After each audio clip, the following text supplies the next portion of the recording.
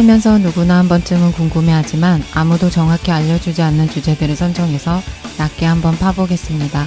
지적 대화를 위한 넓고 얕은 지식, 줄여서 지대너비앗 154회 예술 특집 지금 시작합니다.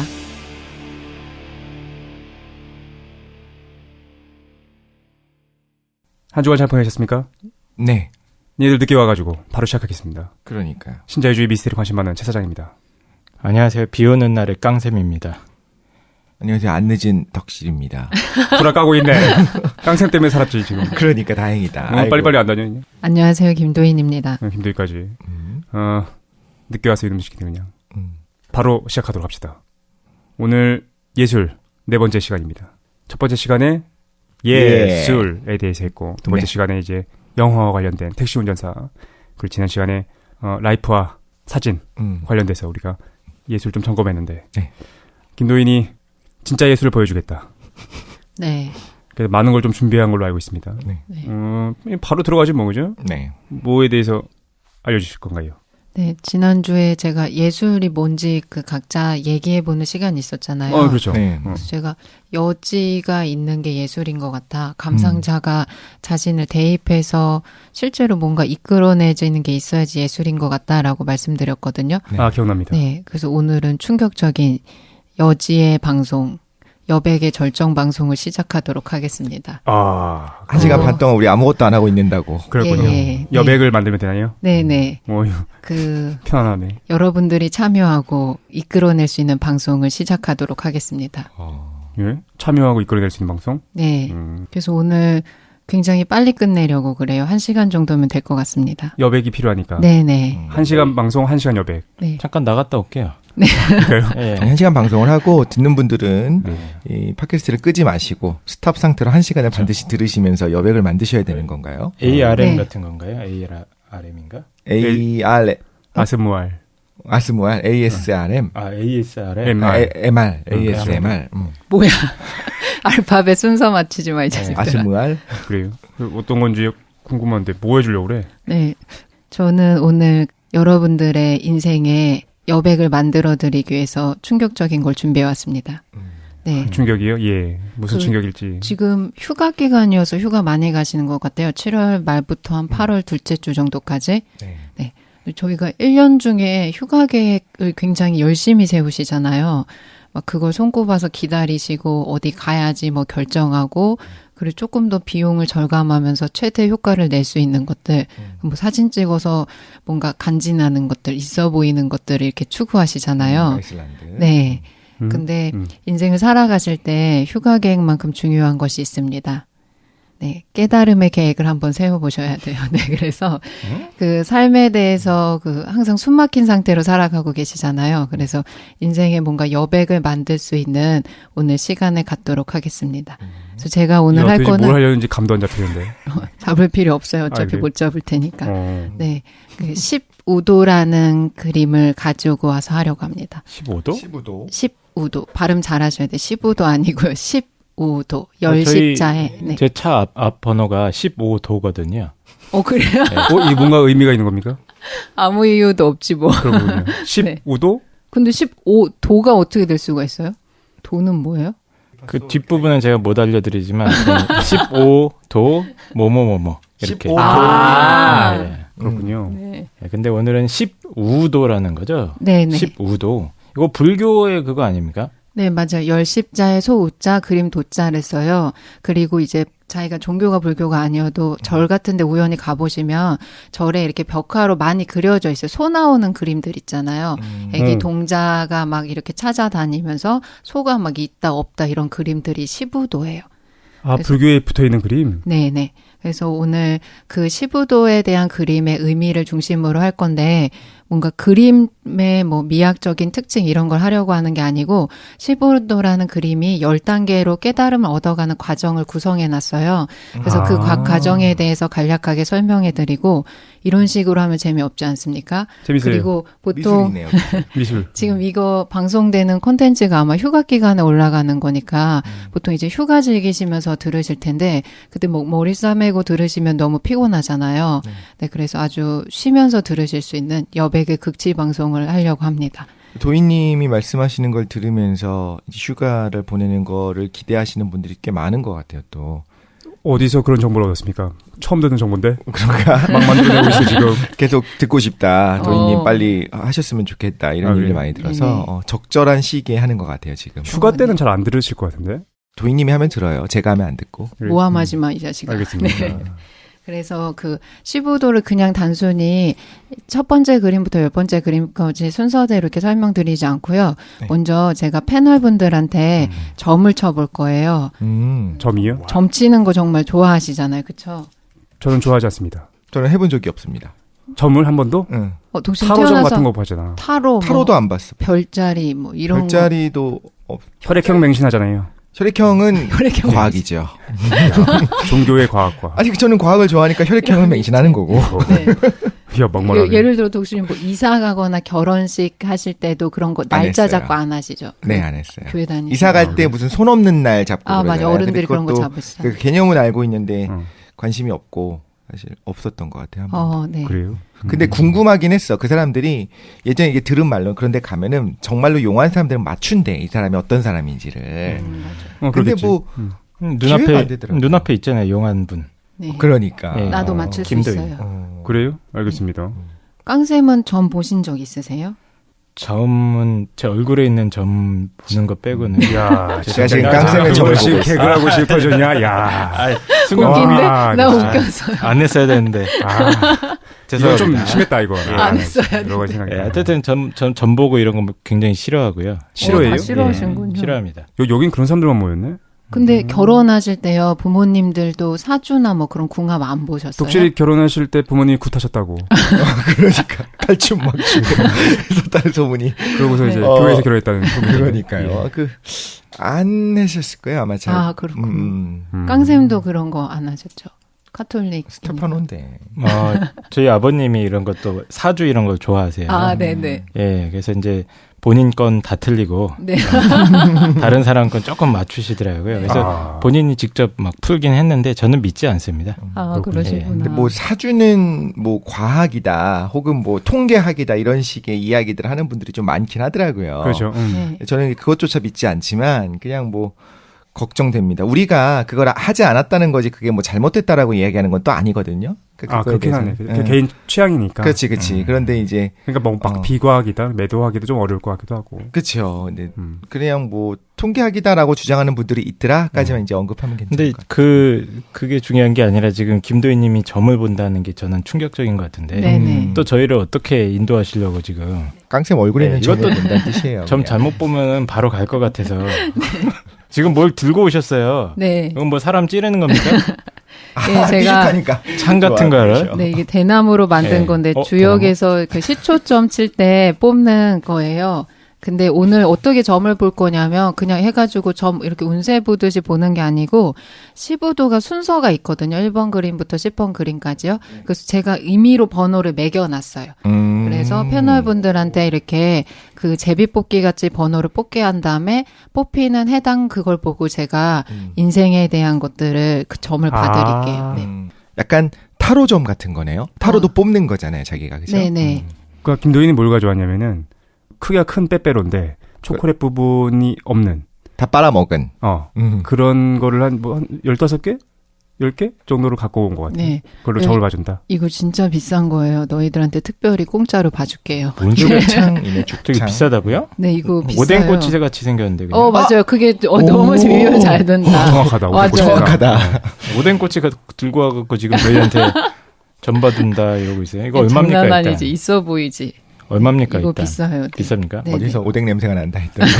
그렇군요. 야 그럼 빨리 한번 시작해보죠. 네. 예. 그래서 청취자분들도 들으실 때 번호를 한번 생각해 보세요. 1번부터 10번까지 자기가 원하는 번호를 생각하시면 되거든요. 제가 맞춰볼게요. 정치자 여러분, 지금 마음속에 가지고 있는 그 번호를 제가 맞추겠습니다. 멍충하지 마. 말도 안 되는 얘기 하지 말고. 그래요? 7입니다. 네. 한 30%는 맞을걸. 아니지, 10% 맞겠지, 네. 10%. 그러면은 최 사장님부터 뽑아보세요. 아무거나. 그래요? 느낌상 뽑았어. 혹시 네. 누구 한 명 가는데 또 이게 뭐라고 괜히 고민하게 되네. 긴장되지. 저도 깡생도. 하나 가겠습니다. 오. 뽑았습니다. 네. 최 사장님 몇 번 나오셨어요? 야, 이걸 뭐라고 쓴 거냐? 이거 승이 보이지도 내가 않아. 봐줄게요. 끝났다. 난 됐다. 자기도 몰라. 뭐라 쓴 거야? 이거 뭐라고 장난 쓴 아니야, 거지? 지금? 야, 지가 써먹어서. 아, 이거 5잖아, 5. 네, 불화까네. 5번이에요. 2번인지 5번인지 어떻게 알아? 5번을 네. 주고 싶었어. 아, 5 맞네. 5. 덕- 저는 덕실님은요? 끝났어요. 01번입니다. 그런 건 없어.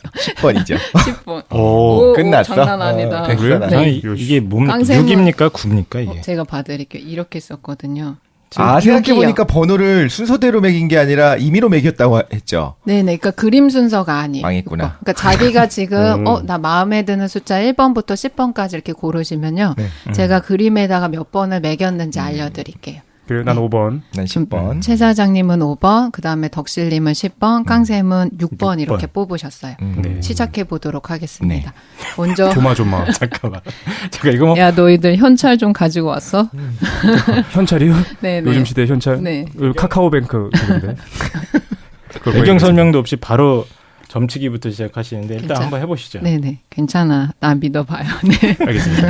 오늘 구성 어떻게 할 거냐면요. 네. 시부도의 저자가 2명 있거든요. 유명한 사람들 판본이 2가지 있는데 저는 과감 걸 할 거예요. 그래서 간략하게 시부도가 어떤 그림인지 과감의 시부도가 어떤 특징이 있는지 설명드린 다음에 두 번째는 그림을 순서대로 하면서 그게 어떤 의미인지 인생에서 만약에 내가 그 번호를 뽑았을 때 지금의 인생의 시점에서 가져야 되는 질문들 그리고 뭘 해야 되는지에 대한 것들 점을 봐드릴게요. 이요, 그래요? 네. 뭔가 신빙성 있어 보이는데. 점을 칠 때 항상 2가지요. 어떤 방법이든지 상관없고요. 지금 내 상황이 뭔지 말해줘요. 너 뭐 요즘 힘들지? 너 요즘 뭐 병 걸렸지? 뭐 이런 것들 있잖아요. 고민이 있어 왔지. 네. 뭐가 풀리지 않지. 저는 네. 고민이 하나도 없습니다. 근데 왜 왔어? 그냥 왔는데요. 하나도 못 맞춰. 네. 현재 상태에 대한 진단이 들어가고 두 번째는 뭐냐면 어떻게 해라라는 해결책이 있어요. 지침들. 그러니까 그냥 재미로 한번 들어보세요. 네, 시작해 보도록 하겠습니다. 그러니까 오늘 거는 그냥 여행이나 휴가를 즐기시면서 그냥 아주 가볍게 들으시면서 인생의 여백을 만들어 보시면 좋을 것 같아요. 15도라는 그림에 대해서 설명드릴게요. 15도가 심우도라는 말 혹은 뭐 여러 가지로 불려요. 모구도, 심우도 이렇게요. 이게- 심우도, 네. 모구도. 근데 저는 통칭해서 그냥 15도라고 부를게요. 열십자에 소우자를 써서요. 네. 어떻게 이루어져 있냐면 일단 그림이 그려져 있어요. 그림이랑 송이라는 게 이루어져 있고 송은 뭐냐면요. 운문 형식으로 세존의 가르침이나 성각자들이 깨달은 내용을 시로 이렇게 적어놓은 가르침 내용들을 송이라고 불러요. 개송, 송 이렇게. 아, 네. 개송. 네. 잠언 이렇게 생각하시면 돼요. 그거를 이제 도해한 그림 형식이 있는데 이런 예술 작품들이 중국의 중송 중기부터 남송 초기까지 이렇게 집중적으로 나타나게 돼요. 송나라 시대. 네, 시부도도 그 그림 중에 하나거든요. 선종에서 수행과 깨달음의 과정을 그려놓은 그림이에요.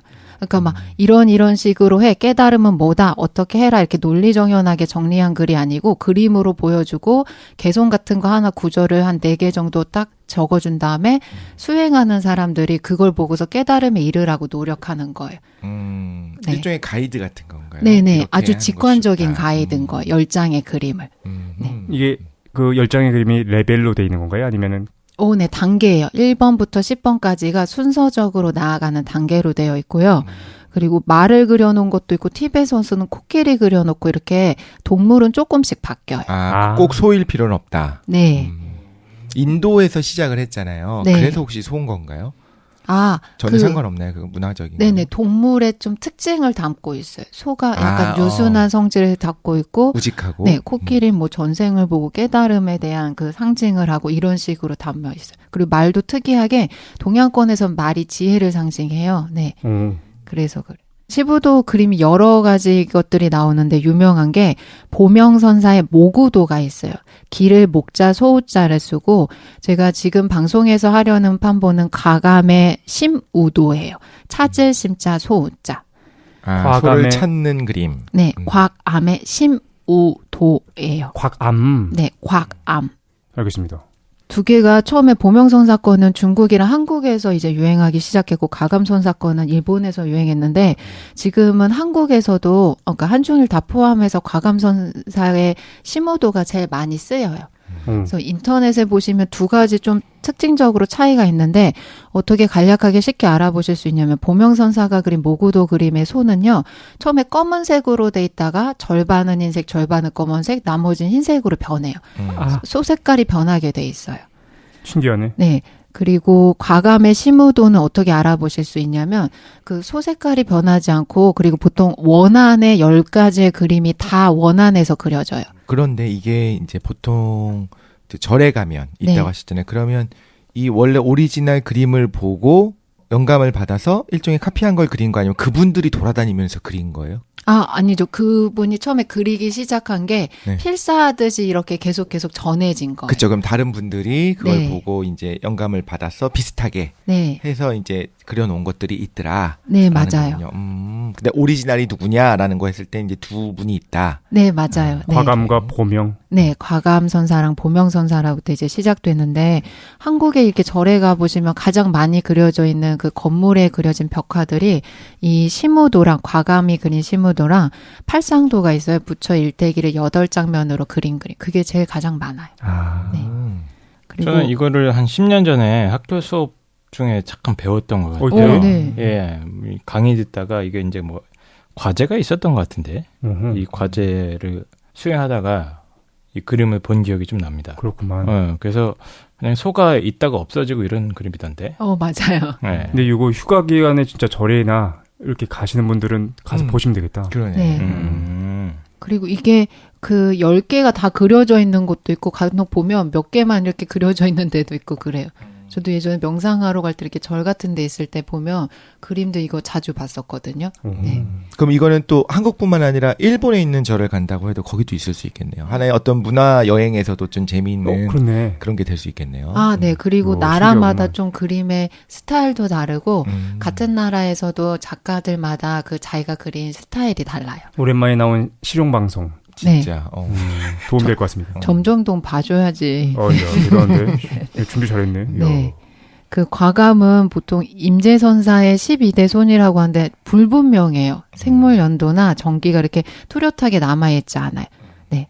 그래서 그냥 이분이나 그 중국의 선종에 대한 특징들은 하면 너무 길어지니까 나중에 따로 하고 오늘은 그냥 시부도라는 그림에 초점 맞춰서 하도록 하겠습니다. 다음 주에 한다고 벌써 예고해 주신 네. 감사합니다. 우리 도희님. 네. 감사합니다. 일단 2가지만 아시면 돼요. 소랑 동자가 계속 나오거든요. 네. 그러니까 여기서 그림은 소는 무명 상태의 마음이라고 보시면 돼요. 지혜롭지 않은 마음 상태. 무명 상태의 마음. 네네. 그다음에 동자는 그것을 뭔가 깨달음으로 이끄려는 지혜의 마음 상태 이렇게 보시면 돼요. 가장 보편적인 해석이에요. 네. 그리고 아까 말씀드렸던 것처럼 과감의 심우도는 그림 모두가 10개 원안에서 다 그려져요. 이게 가장 특징이에요. 그러니까 뭔가 현재로부터 벗어나거나 그런 게 아니고 모든 그림이 같은 원안에서 이루어지고 끝나요. 이게 원안에 10가지 그림이 들어가 있다는 의미가 네.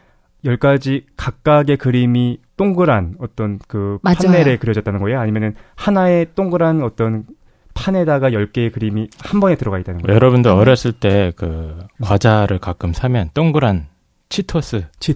예. 치토스는 동그란 딱지가 있었습니다. 예. 맞아요. 예. 동그란 딱지 안에 이 캐릭터가 재밌게 그려져 있는. 맞아요. 그거야. 예. 그런 동그란 딱지처럼 이 동그란 원을 이렇게 그려놓고 붓으로 까만색으로 그려놓고 그 안에다가 이제 캐릭터를.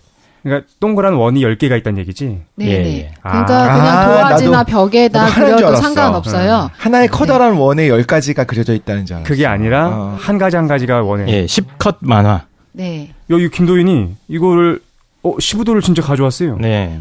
야, 이게 너희들 깨닫지 못한 자들을 위해서 제가 자료 준비했습니다. 지금 되게 이게 하나의 예술 작품인 거잖아요. 사실 이것도 하나의 불교 예술인 건데. 유명한 불교 예술입니다. 깡쌤이 치토스 얘기를 하면서 그 다음에 이걸 딱 보자마자 느낌이 과자를 샀을 때 준 느낌이 나서 어떡할 거야. 이거 옛날에 했던 그 딱지입니다. 진짜 느낌이 두꺼운 도화지. 그렇죠. 불교에서 이제 과자 팔 때 섞어서. 그렇군요. 네. 불교 딱지. 죄송합니다. 농담입니다. 예. 근데 그림들이 되게 귀엽다고 해야 되나 예쁘다고 해야 되나 좀 그러네요 진짜로. 동자네 정말 누가 봐도. 네. 그리고 시부도라는 책을 보시면 좀 헷갈리실 수 있는데 구성을 알아두면 좋거든요. 보통 지금 팔고 있는 출판되어 있는 시부도 관련된 책들은 그 관련 역자들이 자기 해석을 붙인 것들이 많아요. 근데 시부도가 어떻게 돼 있냐면 자원이라는 사람이 나중에 그림과 연관되는 글을 묶어가지고 편찬한 게 있는데 과감히 지은 건 각 그림의 제목과 그 다음에 각 그림 마지막으로 아까 말씀드린 깨달음을 담은 건 이 세 가지가 과감히 지은 거예요. 그리고 지은 것. 그러면 지금 여기 번호가 있는 것과 우리가 뽑은 건 상관이 없다는 말씀이시죠? 근데? 네, 맞아요. 그렇군요. 제가 각 그림을 1번부터 시작하면서 제가 정해놓은 번호가 어떻게 대응되는지 말씀드릴게요. 알겠습니다. 잠깐. 지금 깡쌤이 시부도를 또 찾아와 보신 거를 지금 봤어요. 옆에서 살짝 보니까. 네.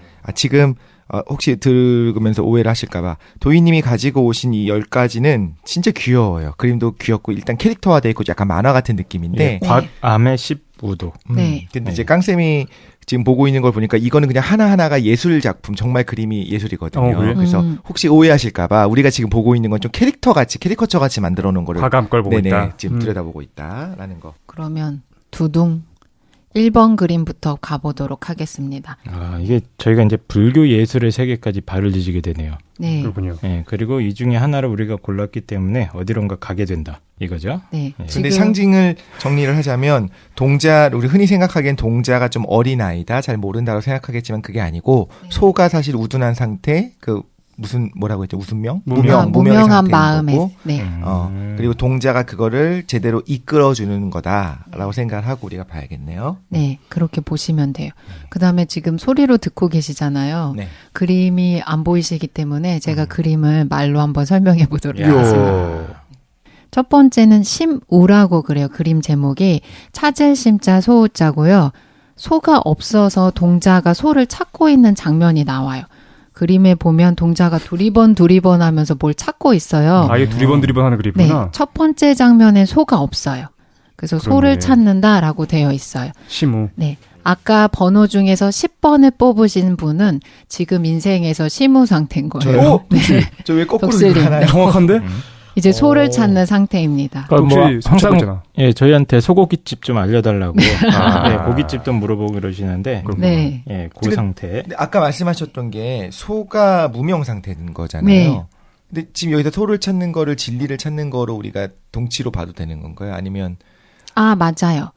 그걸 좀 설명해 드릴게요. 소를 왜 찾는 거 자체가 소가 무명 상태의 마음인데 그걸 찾는 게 왜 깨달음의 여정인지. 오케이, 네. 그래서 심우의 과정에 있는 분들은 지금 이제 발심한 상태예요. 예를 들어 내가 깨달음을 할 거야 혹은 인생을 다른 식으로 살아가 볼 거야 라고 해서 인생을 지금까지 살아온 패턴과 다른 방식으로 살아가고 싶다라고 마음을 먹은 상태예요.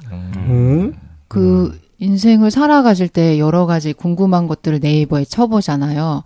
그렇죠. 홍대 맛집, 그죠. 브라우만. 최사장 나이, 덕실이 어디 있나, 막 깡샘의 죽창은 뭔가, 막 이런 거 찾으시잖아요. 그렇죠. 근데 살아가실 때 질문을 잘 던지는 게 정말 중요한 것 같아요. 자기 인생에서 그 각각의 시점마다 필요한 질문들이 있거든요. 네, 저희가 질문을 하고 그거에 대해서 생각해보는 시간이 필요한데 심우 단계에는 어떤 질문을 던지는 거냐면 나는 누구인가, 인생은 왜 사는가라는 질문을 던지는 시기가 있어요. 이게 적절하다. 심우 단계예요. 네. 요즘에 막 고민하고 있죠. 이것저것 막. 주로 중학생들이 하는 고민인 건가요? 아니요. 사춘기에 오면 이제 한 7살 때쯤 하는 거죠. 일반적인 네. 그런 고민들. 살면서 한 번쯤은 하게 되는 것 같아요. 난 도대체 뭐지? 나는 도대체 어떻게 인생을 살고 있지? 그러니까 지금 뭔가 살아가는 게 진짜 내 모습이 아니다라는 거를 자각하게 되는 시기예요. 언젠가 한 번씩은 오는 것 같아요. 예를 들면 한 번도 그게 없이 잔잔하게 흘러가던 사람도 뭐 요즘은 남성 갱년기가 또 네. 있다고 이야기를 하잖아요. 네. 그때가 원래 되면 있는 거 아닌가? 원래 있잖아 남성 갱년기. 그러니까 그때가 되면 또 내가 왜 계속 이렇게 살아야 되지? 내 인생의 목표는 뭘까? 이런 것들을 고민하게 되는 것처럼 네. 빠르면 7살 때 뭐 혹은 뭐 고등학교 때 내가 누구지? 어디서 왔지? 이런 걸 고민하다가 늦어도 이제 그때쯤에 한 번쯤은 고민하게 되는 단계. 그죠? 말씀하시는 것 같아요. 됐어. 독실님 이제 카드 꺼내 오시면 되고요. 네. 적절하다. 딱이네. 전문 네. 과학입니다. 이거 약간 소름 돋는데 이제 깡쌤이랑 저까지 맞으면 이제 장난일 건데. 네. 알겠습니다. 네. 이때는 뭘 물어보셔야 되냐면 그림을 보고 네. 내가 이제 수행자다라는 입장에서 그림을 보시면은 도대체 내가 소를 왜 잃어버렸는지 생각해야 돼요. 내 마음을 왜 잃어버렸는지. 그리고 동자가 혼자 찾거든요, 소년이. 네. 그 마음을 내가 혼자 찾아가야 되는 건지에 대한 질문을 던지셔 봐야 돼요. 네. 그래서 네. 인생을 살다가 잃어버린 마음을 찾아 나서는 순간이고 네. 이게 모든 그 철학이나 종교에 나와 있어요. 발심한다라고 하기도 하고 예전에 제가 말씀드렸는데 맹자는 이걸 구방심이라고 그래요. 잃어버린 얘기했었어요, 구방심. 마음을 찾는 시간. 그래서 나를 찾아 나서는 여행이 이제 시작되는 거고요. 예전에 영화 매트릭스로 치면 네오가 처음에 계속 잠 못 이루고 불면증에 시달리면서 컴퓨터에 자꾸 입력을 해요. 누군가를 뭔가 찾아 나서는 시간. 네, 그 시점에 해당됩니다. 근데 자존심 상하게 왜 1단계인 건가요? 10번이. 자존심이 아니라 이게 사실을 반영하고 있어요. 네, 네. 정확하다. 우리가 정확하고만. 네. 태어나서 쭉 살다가 보면은 사람들이라는 게 보통 사회화 과정을 거치지 않습니까? 네. 그래서 이제 심리적으로 우리 사회의 전통의 어떤 가치관 이런 걸 주입받기도 하고 주변 사람들의 기대나 뭐 이런 상호작용 과정에서 정체성이라는 게 이제 만들어지는데, 네. 근데 그게 그렇게 주입된 가치관이나 정체성이라는 게 꼭 자기 건 아니지 않습니까? 그렇죠. 예. 그리고 그런 것들에 의해서 오히려 진짜 자기가 원하는 거, 내가 정말 됐어야 되는 거, 이런 어떤 정체성적인 부분을 잊어버리게 되는데 지금 독실님께서 이걸 잊어버린 거죠 지금. 네네. 잃어버렸어요, 독실님. 네. 찾으실 때. 그래서 어쩌면 또 독실님이 그 본질은 어떤 슈퍼 히어로일 수도 있는 거고요. 네. 예. 아니면 지구를 멸망시킬 수 있는 슈퍼 사이코 과학자. 아니면 붙달 수도 있고. 붙을 수도 있는 거죠. 그게 잘못 가가지고 예, 저리 가 하지만 있었는데. 그걸 찾고 있는 상황이다. 어쩐지 킥S가 진짜 재밌더라. 예? 키네스? 킥S라고 영어. 킥S. 공감이 네. 가더라고요. 네. 슈퍼 히어로 영화입니다. 네. 그러니까 지금 깡생이 말씀해 주신 것처럼 자기 인생에 대해서 필연성, 뭐 정합성 이런 의미를 찾고 싶어하는 시점입니다. 그리고 이 상황에 대해서 각각 제가 말씀드리고 두 가지를 말씀드릴 거예요. 이때 자기가 만나게 되는 장애가 있어요. 저희가 항상 종교권은 어떤 게 있냐면 깨달음 직전에 악마와의 싸움을 시작하거든요. 근데 그걸 진짜 악마라고 믿으실 수도 있는데 저는 약간 비유적인 표현으로 봐요. 사람이 자기가 어떤 생각이나 살아가는 인생의 시점이 전환될 때 스무스하게 이렇게 넘어가는 게 아니고 자기가 뭔가 세계와 대면하는 것 같은 전쟁을 겪게 되거든요. 그때는 각각 그 그림 단계에서 만나는 악마들이 있어요. 장애. 그때 뭐를 하면 좋은지 이렇게 두 가지 말씀드릴게요. 내가 만나게 되는 장애물, 그리고 그때 어떻게 앞으로 나아가야 되는지. 네. 1번 그림에서 가장 큰 장애물은 뭐냐면요. 두려움이에요. 네. 그러니까 잘못되었다는 느낌적인 느낌은 있고 뭔가를 찾아야 돼라고 생각은 하는데 이 새로운 인생을 시작하거나 새로운 전환을 맞이할 수 있는 방법을 모르거나 그렇게 시도하려고 용기를 내는 게 좀 두려운 상황이에요. 네. 그게 그 장애물이고 그때는 어떻게 해야 되냐면 현재 자기 인생에서 계속 문제가 일어나거든요. 그러니까 새로운 인생, 소를 찾으러 나갈 수밖에 없는 상황들이 계속 발생해요. 그것들을 자기가 스스로 자각하는 게 필요해요. 내 삶에서 문제라고 보여지는 신호들을 잘 알아차리는 것이 필요합니다. 생각 없이 살지 말고 네. 고민해보고. 네. 두 번째, 2번 그림은 견적이라고 해요. 볼 견자 자치적자여서 견적. 네. 첫 번째는 소를 찾으려고 그 두리번거리고 있거든요, 소년이. 이제 소 찾아서 견적을 뽑는 거죠. 네. 그렇죠. 와, 내가 저거 던질까 하다가 네. 재미없을 것 같아 안 던졌는데 깡생이 바로 물어가지고 던졌어요. 감사합니다. 두 번째 그림에는 바닥에 소 발자국들이 어지러이 찍혀 있어요. 그리고 소년이 탐정처럼 그걸 보면서 막 이렇게 찾아나가는 장면이 그려져 있어요. 네. 그래서 이게 소의 발자국을 발견한다라고 해서 견적이라고 합니다. 이게 깡샘이 해당되거든요. 6번을 뽑으신 분들이 그림 2번 견적에 해당돼요. 잠깐만요. 견적. 네. 혹시 이 번호와 매칭을 시키는 거 우리 거 들은 다음에 하신 거 아닙니까? 아니야. 야, 이 정도는 해야지. 어쩌면 1, 2, 3단계 이렇게 쪼르륵 있을 수 있지? 나 지금 후각 나는 거 아니야? 제가 6을 뽑았으니까 6은 지금 2단계다 겨우. 네. 별거 없네 나랑. 네. 문제가 없어. 그러구나. 네. 50% 100%지. 그렇지. 근데 이제 깡쌤은 그래도 뭔가 흔적을 찾아서 가고 있는 거구나. 네, 맞아요. 요. 왠지 뿌듯해하는데요 지금. 야, 난 주위에 있나 보다. 야, 니네보단 뒤에 있다. 야. 그래서 이때는 소의 발자국이 뭔지 한번 생각해 볼 필요가 있어요. 그림에서 소의 발자국이 뭔지. 깡쌤이 느끼기에 자기 발자국 모은 것 같습니다. 소의 발자국 뭔 것 같으세요? 뭔가를 쫓아가고 있는 거. 안에 얘기할까 하지 마. 알았어? 자본주의? 마음속에 있는 걸 하라고.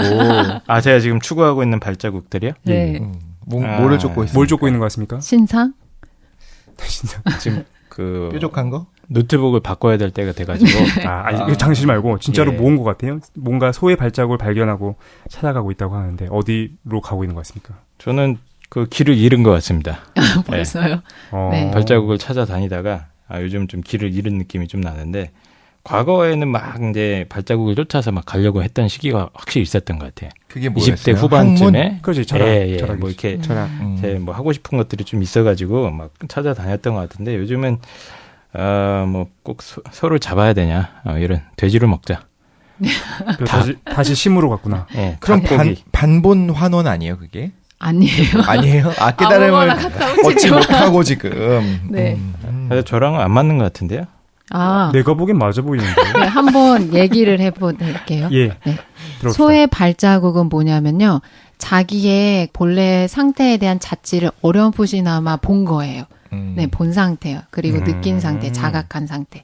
근데 이때는 장애가 뭐냐면 스스로 자기가 찾아 나서는 길 혹은 그런 노력을 통해서 심리적인 평화나 자유를 얻을 수 있다는 확신이 한번 생겼었어요. 근데 그런 상태를 어떻게 이루는지 방법을 모르니까 막 여러 가지 방법들을 찾아 헤매는 상태. 정확하네. 네. 그러네. 이렇게 듣고 보니까. 그래. 제가 그런 상태였습니까? 네네. 아이고 좋아하고 몰랐네요. 있습니다. 여러분 깡통이 왠지 모르겠는데 좋아하고 있습니다. 왜 네. 좋아하는 거지? 이때 근데 그 장애가 있어요. 두 번째 그림 상태에서 장애는 뭐냐면 깡생 거는 퀴즈로 나갑니다. 네, 맞출 수 있을 네. 것 같아요. 제가 하나 이야기를 드려볼게요. 이때 잘 들어보시고 퀴즈를 한번 맞춰보세요. 다른 패널 분들도 맞추셔도 되거든요. 네. 예. 두둥 퀴즈가 나갑니다.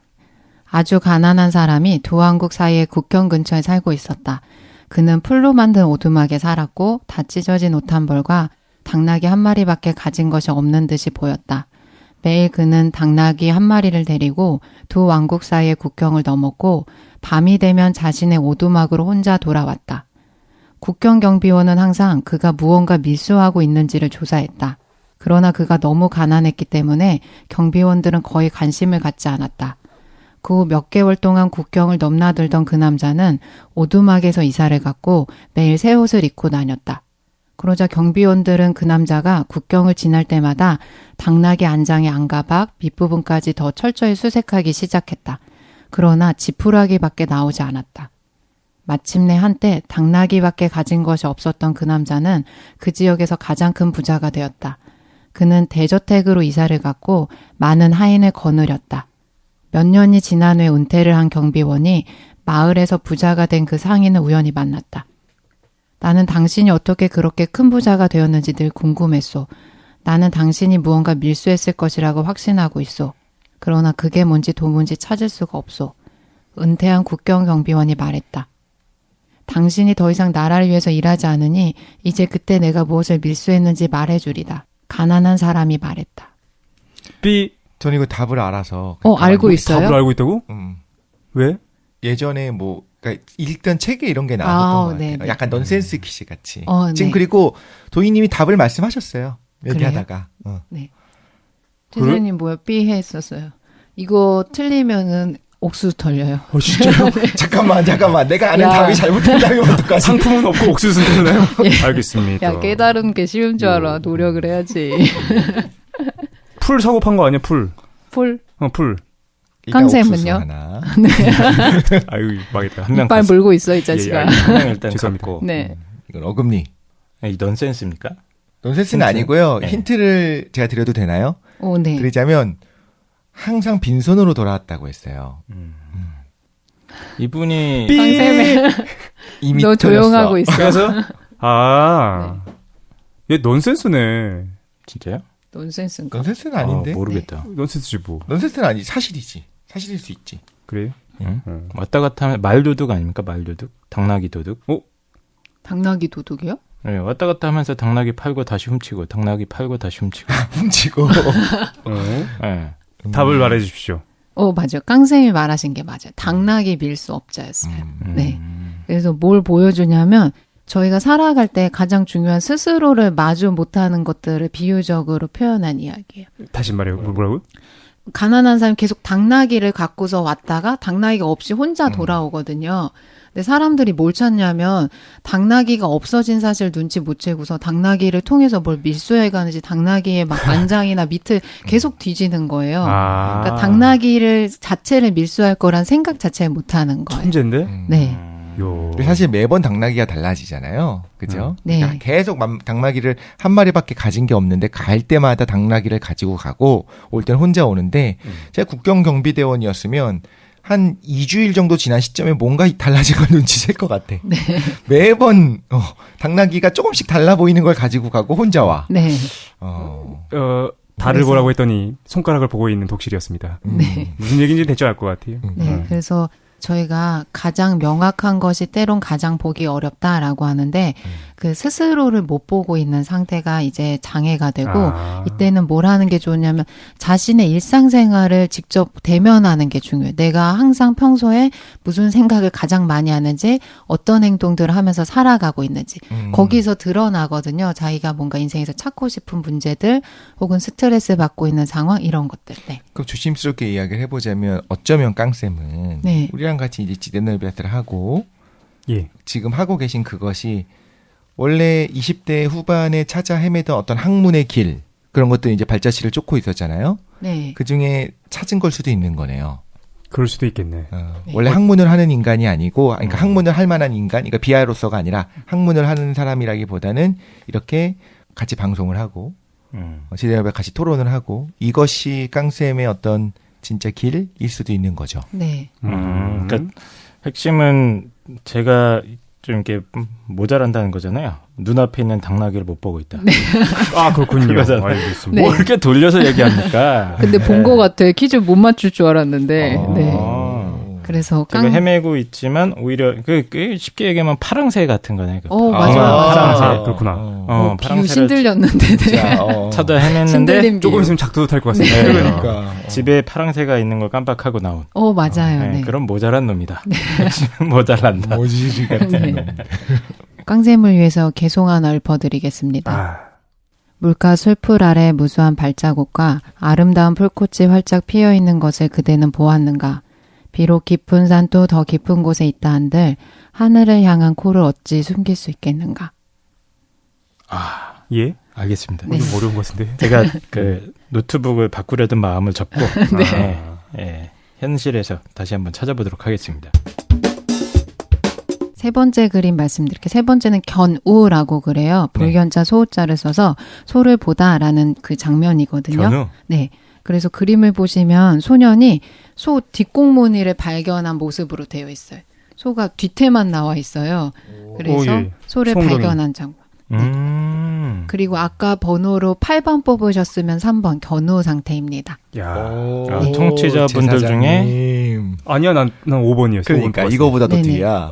그래서 아유, 야, 니네 한참 밑에 있구나. 이 새끼들 그냥. 자, 이 상태 설명 좀 해주시죠. 네, 이 상태는 어떠냐면요. 자기 본래 모습을 본 거예요. 네. 그래서 본성을 보는 상태를 이제 견우 상태라고 그러고요. 소를 본다는 것이 무엇인가라는 질문을 던져볼 필요가 있어요. 자기의 본래 모습이 무엇인가. 소를 본다는 것은 무엇인가? 네.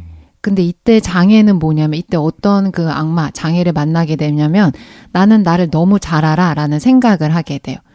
사람들 중에 항상 할 때 나는 어때? 나는 이랬어서 이렇게 된 거야. 나는 뭐 어때라고 자기 정체성이 너무 견고한 사람들이 있어요. 예. 그게 왜 문제가 되냐면 자기가 실제로 그렇지 않다는 이면을 못 봐요.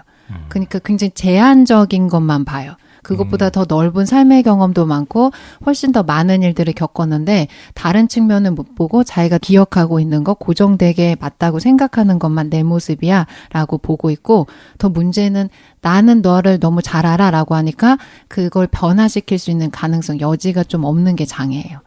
네. 소의 그래서 뒷공무니만 본 거다. 네, 슬쩍 뒤태만 좀 본 상태입니다. 이 3번 상태에 있는 분들의 이제 단점일 수 있는 거는 내가 뭔가를 찾았다고 믿는데 네. 그 믿음이 이제 강한 고집이 될 수 있다. 네, 그걸 아직. 보고서 소를 이렇게 적극적으로 찾아야 되는데 자기가 원래 가지고 있던 모습을 못 버리는 거예요. 그쵸. 그러니까 소를 보고 내가 깨달음을 얻었다의 확신이 아니고 자기가 살던 모습에 대한 확신 때문에 소는 봤지만 아직 적극적으로 쫓지는 못하고 있는 상황. 네. 그리고 소를 봤었더라도 자기가 원래 살아왔던 정체성이나 세계관이 너무 강하면요. 소를 길들일 수가 없어요. 무지한 마음 상태를. 그렇죠. 네. 재밌대요. 네. 콘텐츠가 탄탄한데. 그러네. 재밌네. 스토리가 있네. 이때는 어떻게 해야 되냐면 자기의 정체성 세계관을 확인할 수가 있어요. 자기가 나는 예를 들어 나는 호구야 라고 생각하면 왜 호구야. 그런 생각을 갖게 됐는지의 맥락이 항상 있거든요. 네. 태어났는데 눈 번쩍 뜨니까 나 호구야 이렇게 어디서 하늘에서 떨어진 가르침을 받는 게 아니에요. 자기가 그런 생각을 갖게 되는 여러 가지 과정들이 있어요. 삶의 경험들. 그게 뭔지 자기가 그 맥락적인 걸 봐야 돼요. 흐름을.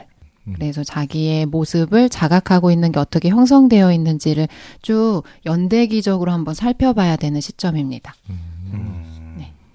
네 번째, 득우. 소구를 얻다라고 해서 얻을 득 소자로 돼 있어요. 득우. 네. 그림으로 보시면 어떻게 되어 있냐면 소년이 고삐를 가지고 소를 막 잡아당기는 모습이 되어 있어요.